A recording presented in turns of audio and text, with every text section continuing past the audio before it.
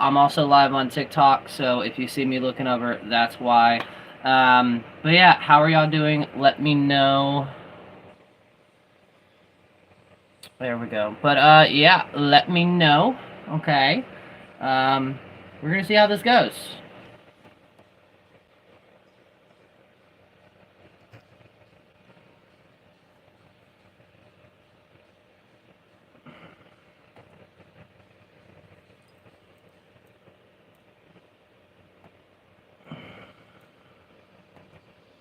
Daily life.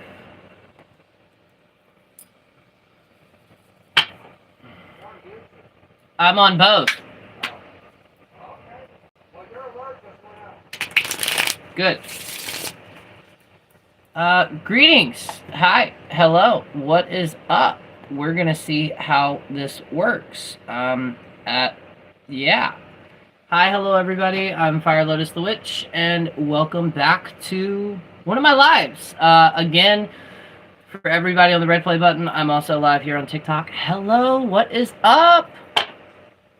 And hello everybody. How are y'all doing over here?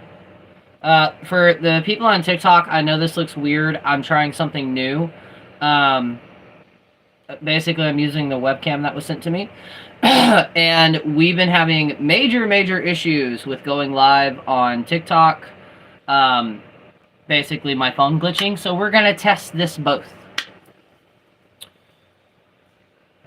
We're doing okay. We're surviving what feels like the first 6 years of 2025. But we're surviving. We're making it through. But hello, everybody, as well over here on TikTok. What is up? This is going to be like all the other lives that we've done, where eventually, if you want a 5-card pull, Cash App, Venmo, $5. If not, I'll randomly pull some cards for some people as we get people to come through more. Also, over here on TikTok, please let me know if y'all can hear me okay. I typically have music playing at this moment in time, but I don't know if I can do both of those right now on the tablet. So we're just gonna... Yeah, if you hear any buzz or background noise, that's because I live in Florida, so obviously I have a fan going because it's hot as shit. But yeah, what is up? How is everybody doing?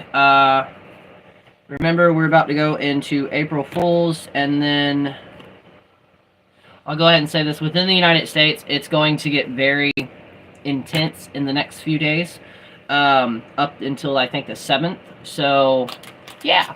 And for everybody who is over here, we may also lose TikTok right now. That's one of the reasons I'm streaming on both, because of the TikTok ban. So hopefully it stays. They'll probably gaslight us like they did before.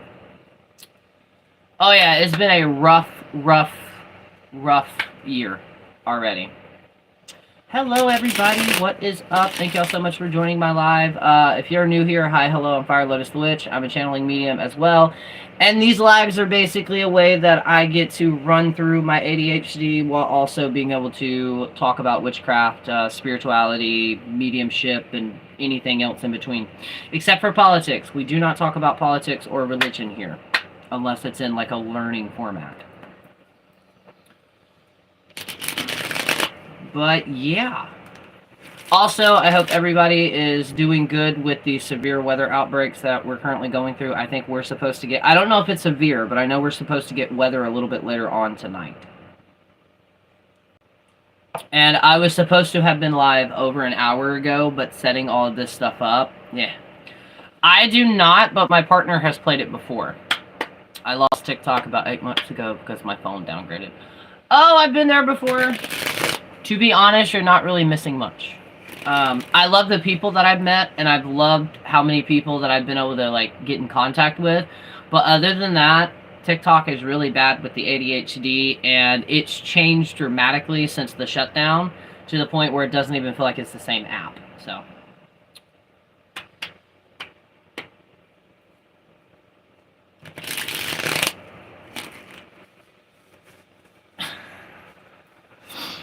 How are y'all doing over here? If anybody would like a card pull, let me know. We have the Oracle, or we have the Tarot for yes and no.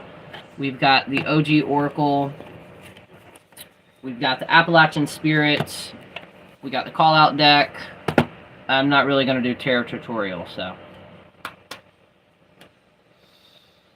I met you through TikTok, but have you on here. Of course, I'll give you a card pull. Which do you want? What type? Do you want the intuitive? Do you want the Appalachian Oracle or Appalachian Spirit, or a yes and no? I will pull you really quick. I'm already seeing a slight lag. So here on YouTube, we're about to experiment with something. Okay. I'll pull you a card and...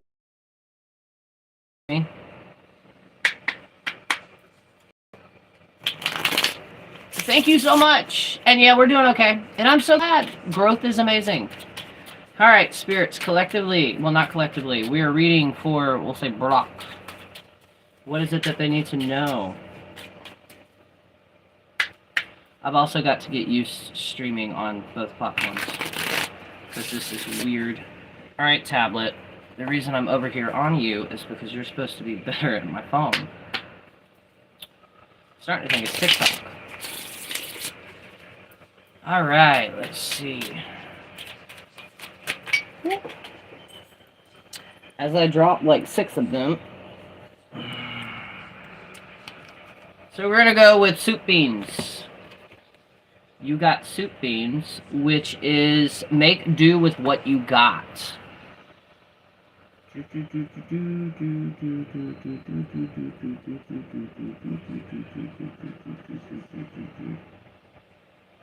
No sound, check your audio. What the fuck is going on now?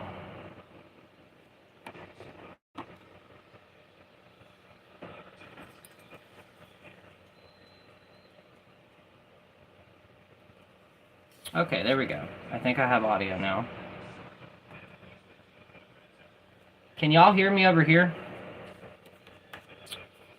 Soup bean. In its upright position, the soup bean card encourages mindfulness and presence, inviting you to appreciate the simple, fulfilling moments in life. Like savoring a pot of soup bean garnished with chow chow or onions, this card urges you to pause and truly experience what is right in front of you. Embrace the richness found and the simplicity. Let go of overthinking the pursuit of more. By grounding yourself in the present and valuing what or who you have, you can cultivate a sense of commitment and guidance, discovering joy in the small things, the genuine parts of life. Hello. Okay, y'all can't hear me over here. All right. So, which card do you want over here? Do you want the intuitive card? Do you want the Appalachian Spirit? Okay, good. But let me know.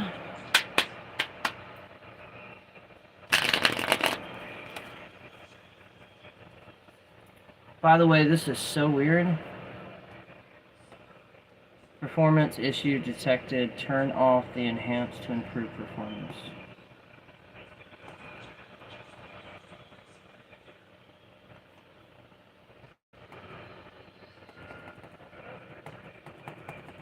Alright, we are running into some technical difficulties. There we go.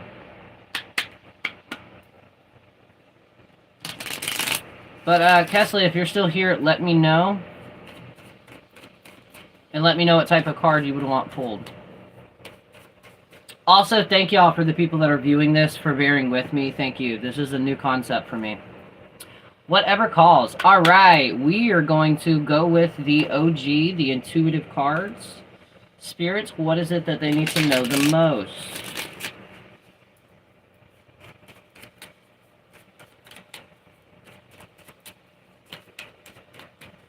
This is also very weird seeing it from this perspective. I'm so used to staring at my phone when I do this, so doing it like this is definitely different.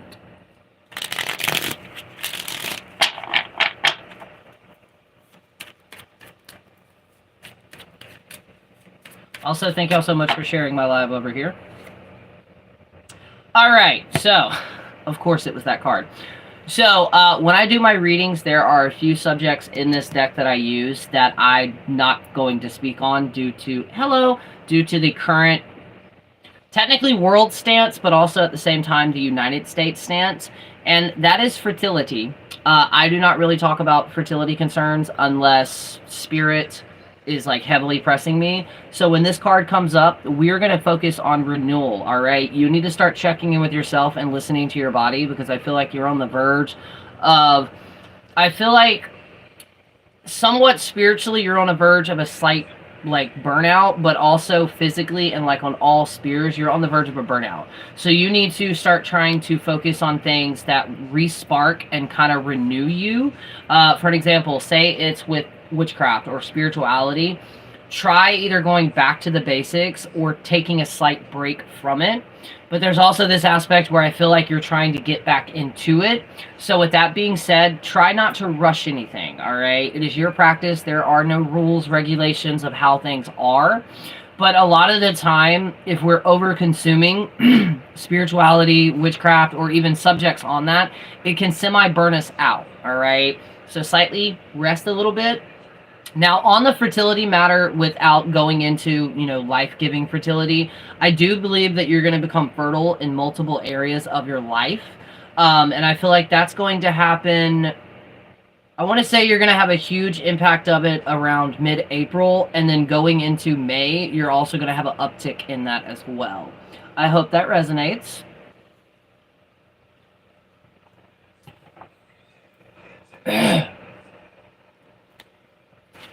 And then I have to grab something out of my bag.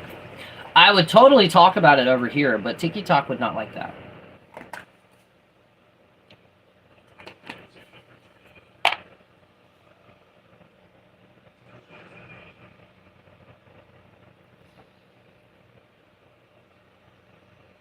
Of course.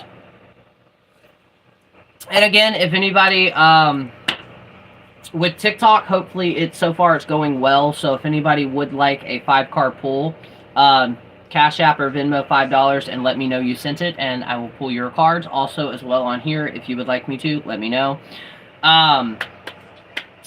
So here's something that's slightly off topic from what I typically talk about. So I recently got a book that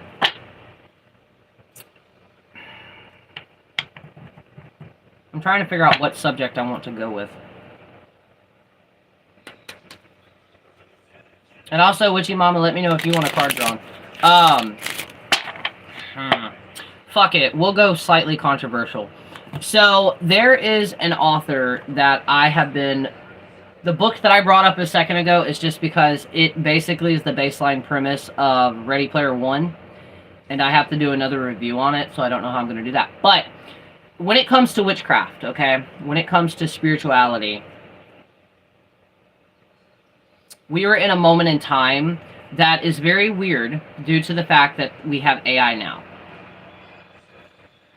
Which also means there are some witchcraft books that are being actively published right now that are all AI.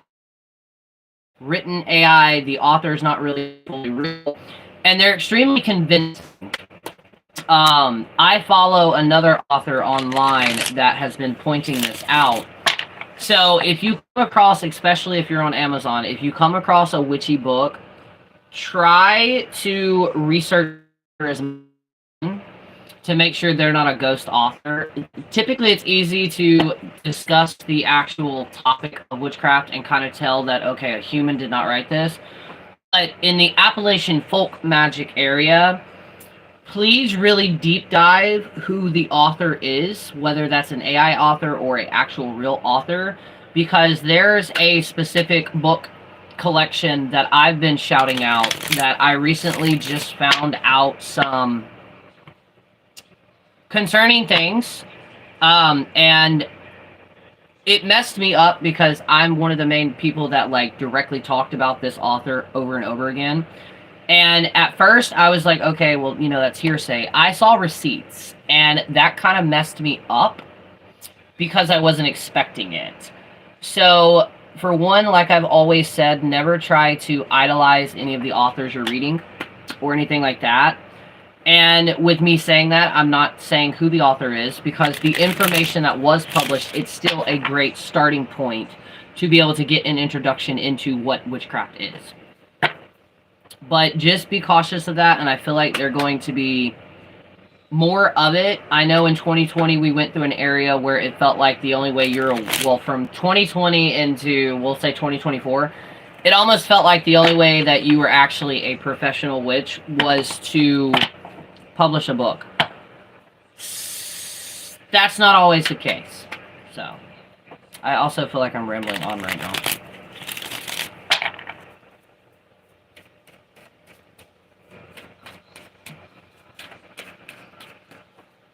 And if anybody has a topic or anything you want to talk about, let me know. That's been a major issue. That's been your issue. It's also, you do get to a point in the practice or in your craft where books don't really do it anymore. I also feel like there's this, slowly we're getting newer books that kind of break out of that, but a lot of the times there are these amazing books, but it feels like it's just the same knowledge rewritten. And I get that on like a researchal aspect, but at the same time, if you're going to publish a book about witchcraft, you need to add something different to it. I mean, I teach with my content, and I don't have any degrees, nor do I have any credibility, just besides the fact that I've been doing it for 21 years. That is my credibility and my footprint online when it comes to witchcraft. It started on Instagram is when I started really posting about it, and then I used Instagram to create Fire Lotus the Witch when I kind of put the name together for it. But I've had it for, I think I've had it since 2008. No, 2018, I think. May have been a little bit more before that. And everything on it, it was my way of documenting my witchy journey. And then I'm trying to think, because I started YouTube in 2018 is when I joined it. So yeah, it was 2008. I had Instagram when it kind of first came out. Kind of used it to kind of publish my journey. I used it basically like a journal. And then I want to say it was 2018 or 2019. I used to go live on my personal Facebook, which ironically is also where a lot of people discovered me at, because through there I had 4 people that in my life that I consider them my elders, because like they're older than me and I respect them, and they all came to me in about a week time frame. Take in mind, these 4 people don't know one another, and they came to me and they're like, yo, you need to teach. And I'm like, for one, what the fuck are you saying? For 2, how? Like, how do you go about that? And that helped me create the Fire Lotus Facebook page, which is still up and running now. So if something does happen to TikTok, that's a way you can reach me. And I started going live, doing the live witches chats. And I would do them 5 days a week, like repetitively. And then I had people that's like, well, I'm not really using Facebook anymore. Are you on anything else? So I started downloading those, transferring them over to YouTube. And that's kind of what started the YouTube thing. And then I took those lives, extracted the audio, and started publishing them as podcasts. Because with podcasts, no matter what happens, as long as we do not lose the full-on aspect of the internet, podcasts are one of the most free things free speech, free everything that you can do, because you basically throw a podcast out there. And thanks to my podcast, I am technically known globally. Like, I was reaching people in countries that I never thought for a second that they would listen to. Hello. So if you are at that point in time where you feel like you want to teach, do it. Straight up do it. First advice, and I've said this before, first advice, get comfortable behind the camera. As long as you're comfortable behind the camera, remember when you create a profile, when you create a platform, and this is actually something my partner just told me, because I have anxiety sometimes, and I have ADHD, and I have a toxic relationship. So there are some times where I'll get in my head, and then I get awkward behind my lives, and he looked at me and he goes, it's your craft, it's your space, it's your life. Think of the same thing as your profile. Whatever profile or whatever content you put out there, again, eventually, because it took me a total of 4 to 5 years to build what I have now, just solely on Fire Lotus the Witch, right? And over the course of that, it basically, the people will be attracted to your content. And all you have to do is build it from there. With YouTube, they have the community section now. So, like, say if you did start making YouTube videos, if you haven't already, at the beginning or the end of each video, ask everybody, hey, if you're seeing this and you have a question about witchcraft, something like that, either drop it in the comments, or I have a Q&A in the community section, drop it there. Make a list of those questions and then throw it together in a video. And then just go from there.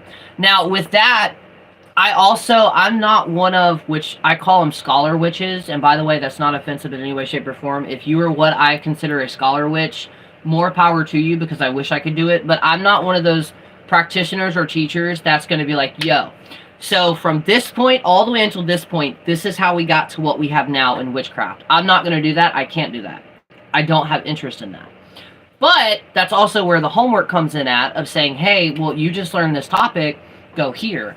And one of my mutuals, shout out to them, the Magical Appalachian, they made a video one day, because I always used to say, learn your basics. And they're like, okay, well, what are your basics? Because your basics, my basics, they're not going to be the same. So when somebody comes to me and they're like, I want to learn witchcraft, my first thing is, okay, what type of witchcraft do you want to learn? Because I'm not going to recommend you a Silver Raven witchcraft book or a Wiccan book if you want to learn folk magic, because they're entirely different in so many different ways. Obviously, they can be blended together, but separately, they are completely different. And the baseline of basics are also different. A lot of folk practitioners, they didn't learn, oh, well, this is what yellow, green, red, and blue mean. They didn't learn that at all. Are there any witches out there who are experts in the anatomy of magic circle? Oh, yeah, hell yeah. Shit, there are books out there that are in the... Sorry, I got a comment over here. Are there any witches that are experts in the anomaly, I think I said that right, or autonomy of magic circles? Yes, 100%. I cannot name them right off bat, but 100%. I want to say that's going to be more... I don't want to say Wiccan based, but it kind of is. So, like, for an example, in Appalachian folk magic and in other practices, they don't use the circle. Actually, more interesting topic, revolving the circle. Traditional witchcraft, or most traditional witches, also, just go ahead and throw that out there. When you hear traditional witchcraft, that does not mean that they are the oldest and, like, the truest to witchcraft. That's not what that means. But how everything was built up, they don't believe in casting a circle. And the reason that is because the circle, true enough, as above, so below, you're basically creating a magical sphere for you to perform magic that is semi, in some ways, outside of the physical realm you're in, mixed with the spiritual realm, right? But they believe that when you cast that circle, how is energy supposed to flow in and flow out of it? Again, some people would be like, well, that's the purpose of a circle. To some, they do what is known as throwing the compass, and basically that is the equivalent of adding a the way that I see it is adding a crossroad to a circle. So when they go to do their circle, they have an equal arm cross in the middle of it where it does not connect, thus creating a highway of energy to flow through. And if you're interested in that, there is a book out there that I actually have. I've got 2 chapters in it that I got to finish. It's The Witch's Compass. That book will blow your mind just in the sheer history of how the compass was actually created. Hello, everybody. I'm going to go ahead and put my veil on. That way I don't keep throwing my hair back. I'm not used to having this long of hair. It sounds more like old song backwards. Kind of. It's probably a mix between them. Traditional witchcraft is very interesting in a lot of different ways.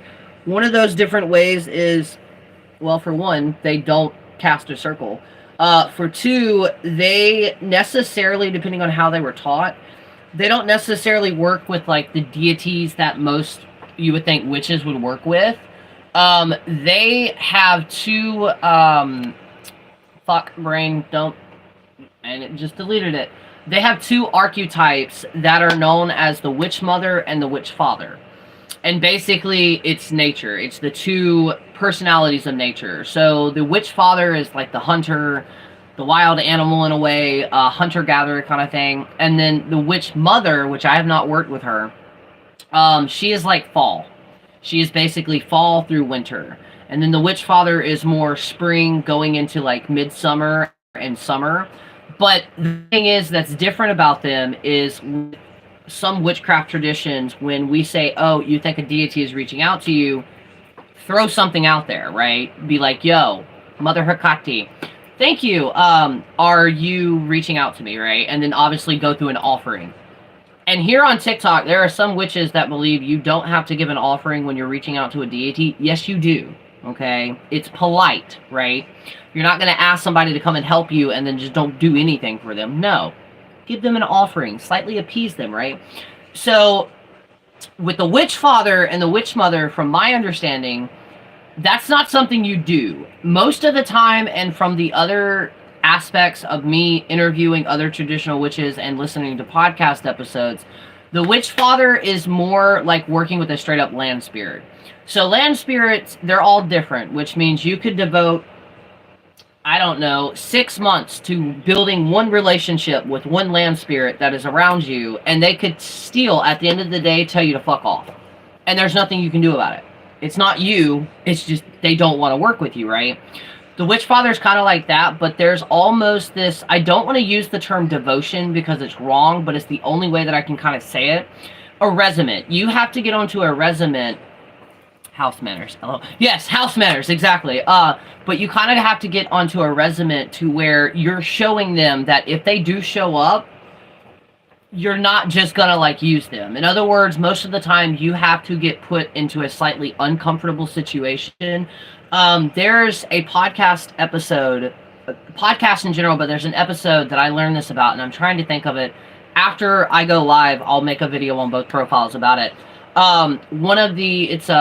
It's two people that run it, and one of them practice it, and they go into what it took for them to meet with the witch father. And basically, they went to a spot in the forest that they were known to work around, but they had a call to go out there and kind of sit with nature. I'm not going to say meditate because that's not technically what they did, to sit with nature. And all of a sudden it started getting cold. It started to slightly drizzle, and then it went into a full-blown rain. But she felt something, or they felt something that was like, no, stay. It's up to you, stay or go, but it's up to you.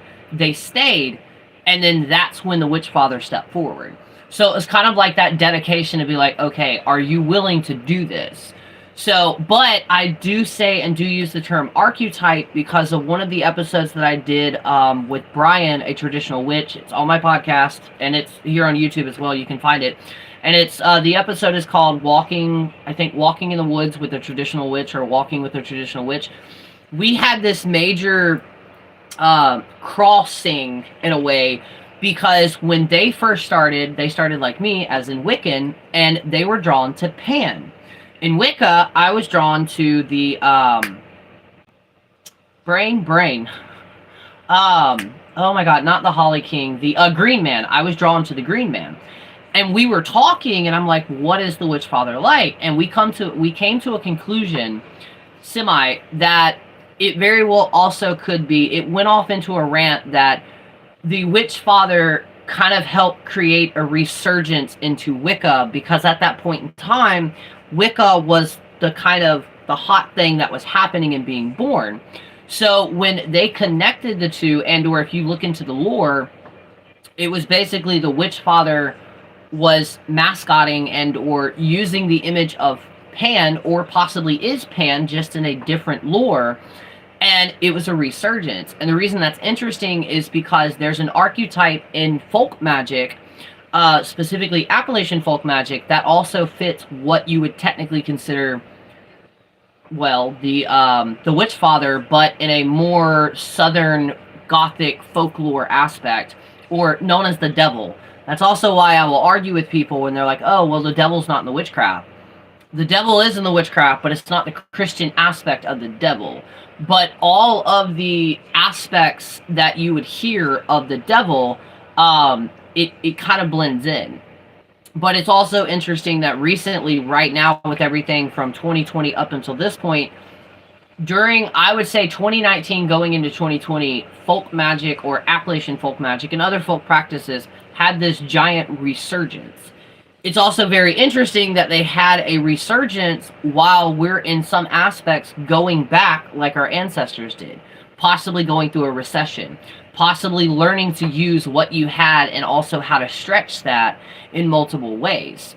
So that's also why I tell people all you have to do is ask your ancestors. Whether you work for them or not, their survival is running through your blood, which means in some aspects you can tap into that instinct to also be able to live like they did, basically survive.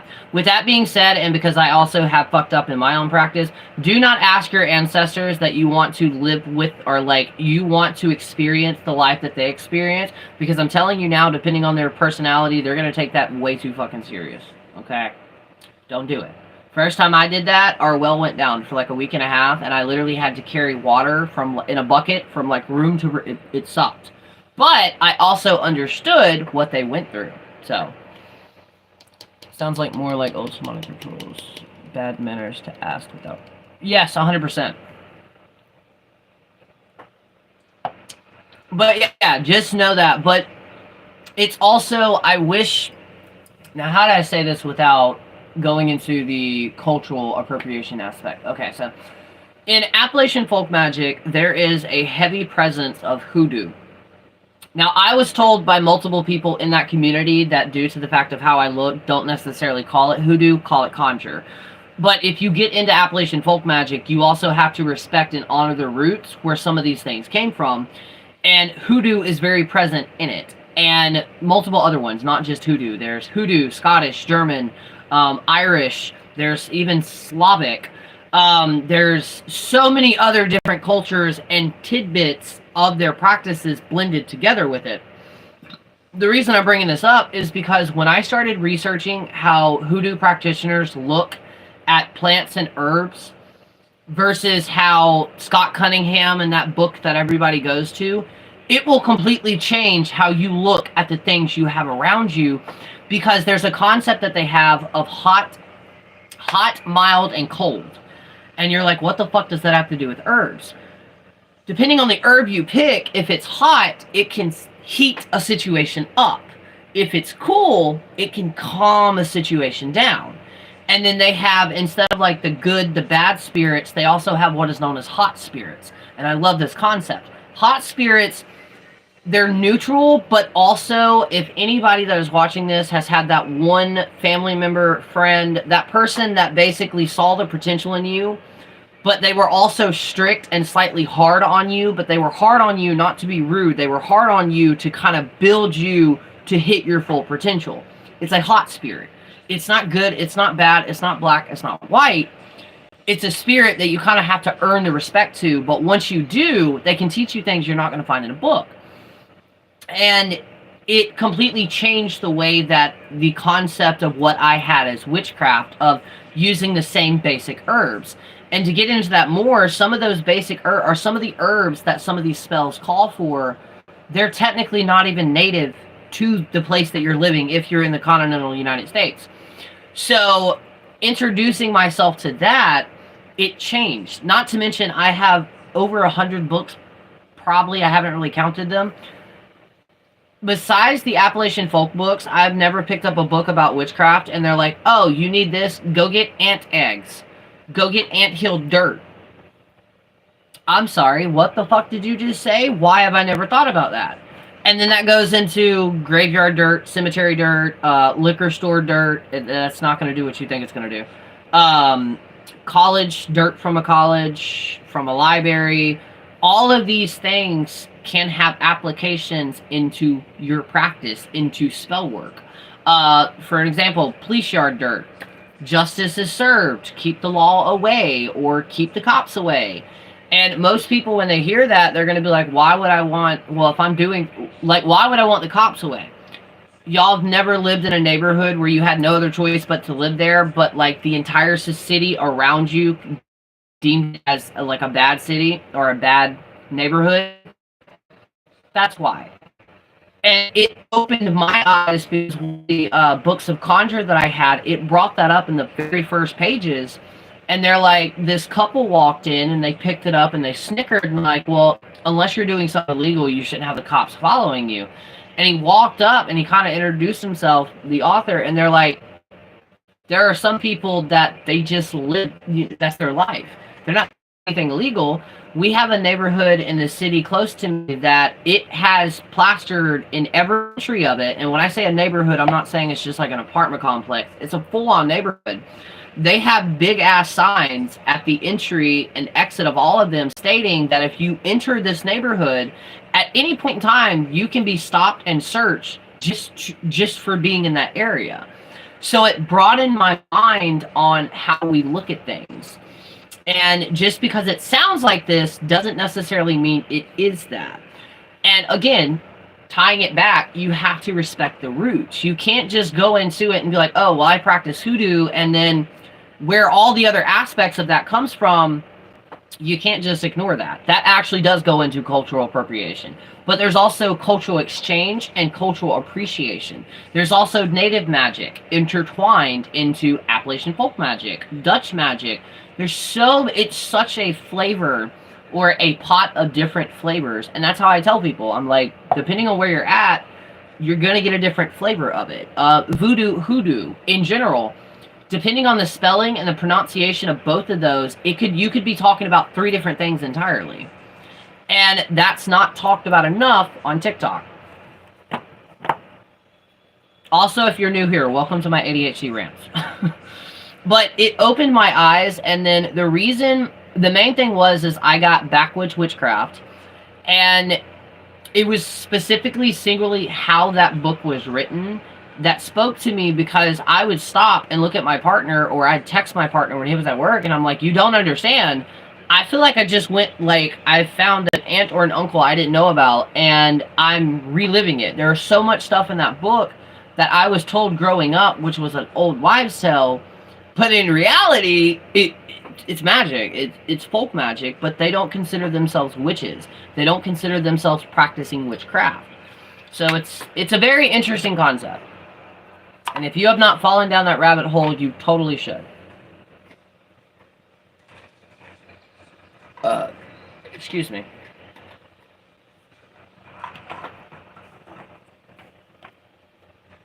Oh yeah, and I wish I could go back and, like, record just sitting down with, like, one of my aunts, my uncles, my grandmother, and just record all the stories they used to tell me. And then to be able to bring that back to modern day times would be absolutely insane. Which is also another reason folk magic or Appalachian folk magic is being published more, because the younger generations are no longer trying to carry on those traditions. And everybody ages, which means they're going to get to a point in time where all of the people who have all of this knowledge expires, and now that knowledge is lost completely. So, but hold that thought. I got to go over here and light my incense, because TikTok does not like smoke in any way, shape, or form.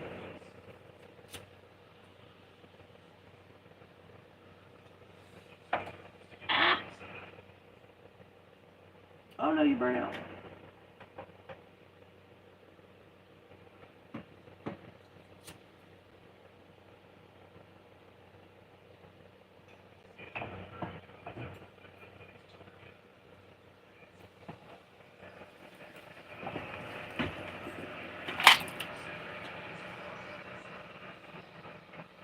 Also, slight witchy tip.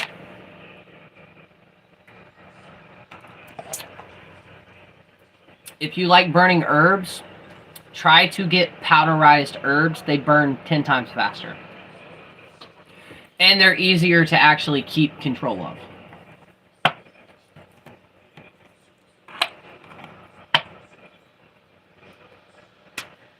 But anyways, I'm done with my rinse. And or if anybody else has a subject to talk about, let's do it. Or I can pull some cards. So, because I'll probably be live for another 30 minutes. And now that I have this set up and I know how to do it, these lives will become more frequent. Because I got to work on this one over here on TikTok. I'm using the webcam that I got versus the tablet computer. And I've got to tweak some things. So. But hey, we're 2 steps closer for me being able to do live interviews again for the podcast. Because I've had about 6 emails about, hey, where's your podcast? What happened with that? I'm still doing it. Life has just been insane. Witch, if you have been a witch, or if you've been following witchy content creators, this is going to sound very weird and very niche. How many other creators have you heard of, especially before TikTok, specifically before TikTok, where every single time they started to get serious teaching and making content to be able to do that, their entire lives get chaotic as fuck? I know that sounds crazy, but rest in peace, Tiptoe Chick. Tiptoe Chick, every single time they would like try to really focus on it, boom, their life would get chaotic as fuck. And my life, when I first started this, got chaotic as fuck to the point where I went back to Alabama unexpectedly to basically take care of my grandmother, which we're not going to get into that. It's a whole spiritual thing. But I want to know. Yeah, I cooked dinner with you tonight. I made chicken nugget parms. Oh, that sounds so good. Also, thank you. You just helped me come up with the next thing. For anybody who is interested in, like, trying to work with your ancestors, although you do not have to, okay? And with that, there's this trend on here that when you work with your ancestors and you look like us, the first thing you need to do is just go ahead and start, like, venerating them.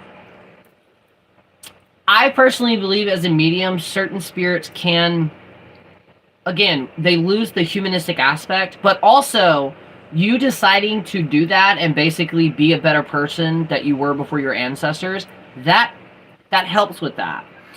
But they also, there's this concept that when we say working with your ancestors, you have to go all the way back to like the deepest part. No, you start out with the family that you possibly knew, and or you didn't know, but cooking, going in the kitchen, whether you're using a crock pot, an air fryer, even a fucking microwave, you are doing the exact same steps your ancestors did. Which means, use that moment to reconnect with them, okay? That southern saying, we season until the ancestors say stop, we're not joking. We literally do.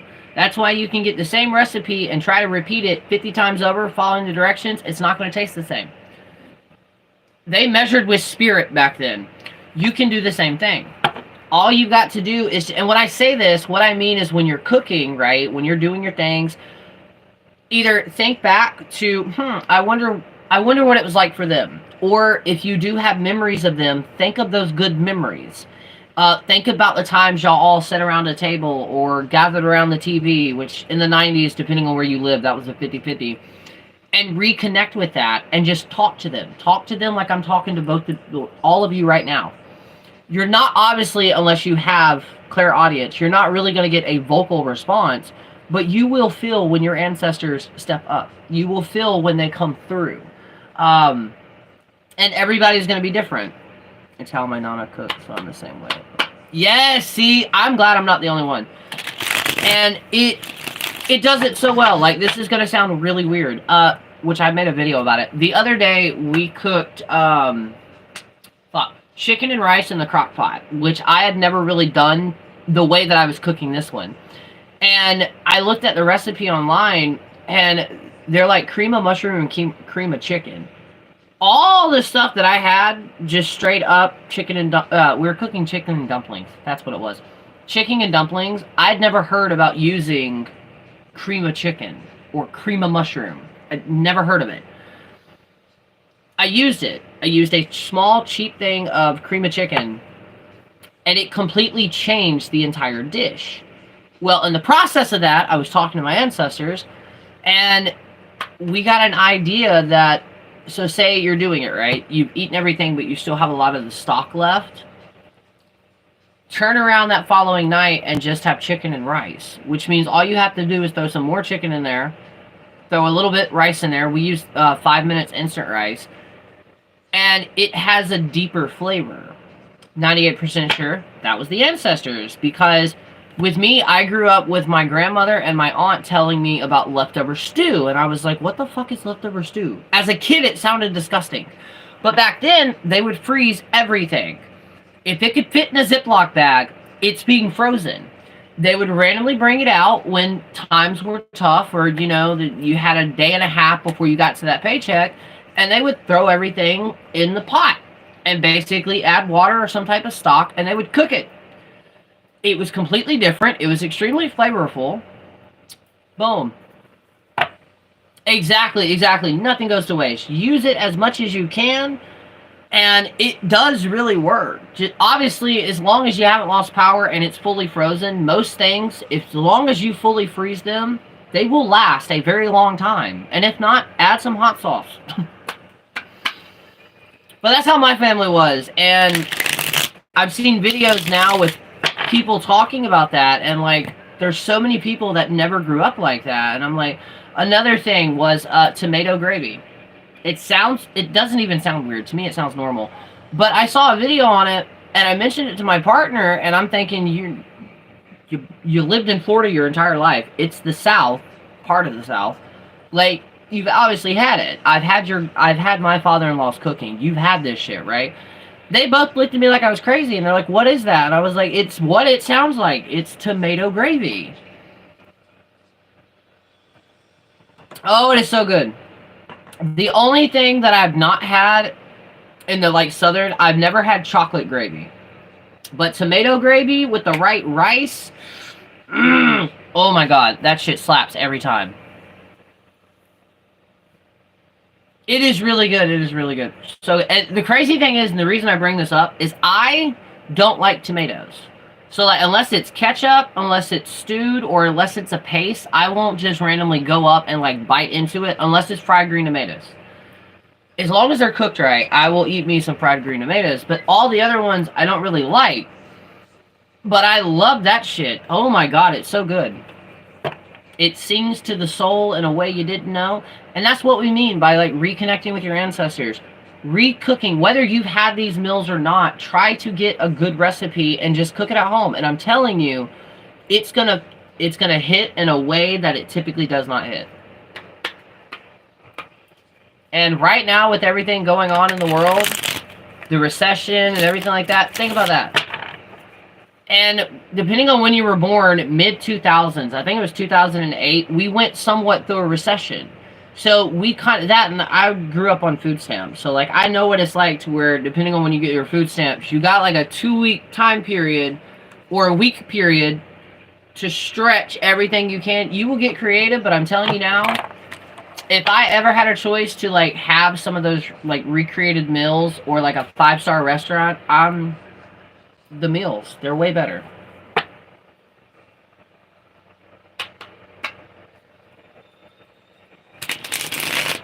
Oh, it's so good.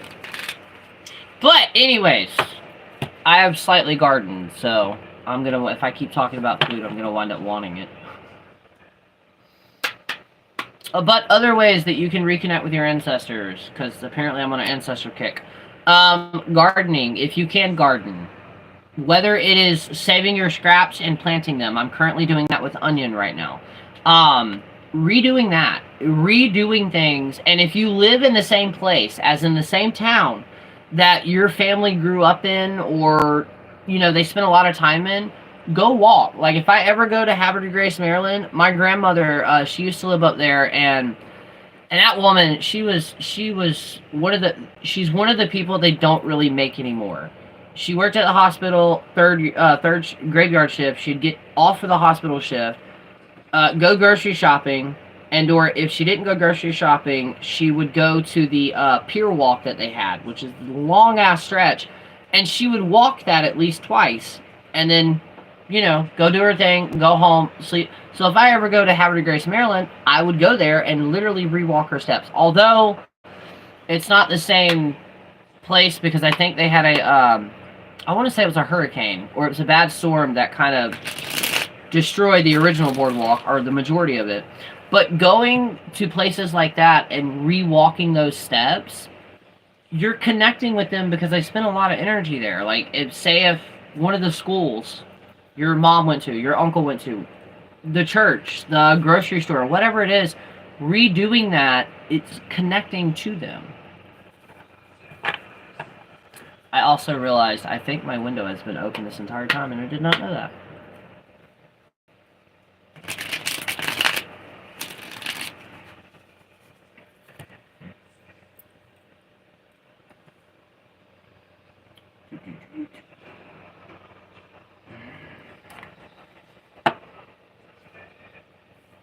But hello, everybody. What is up?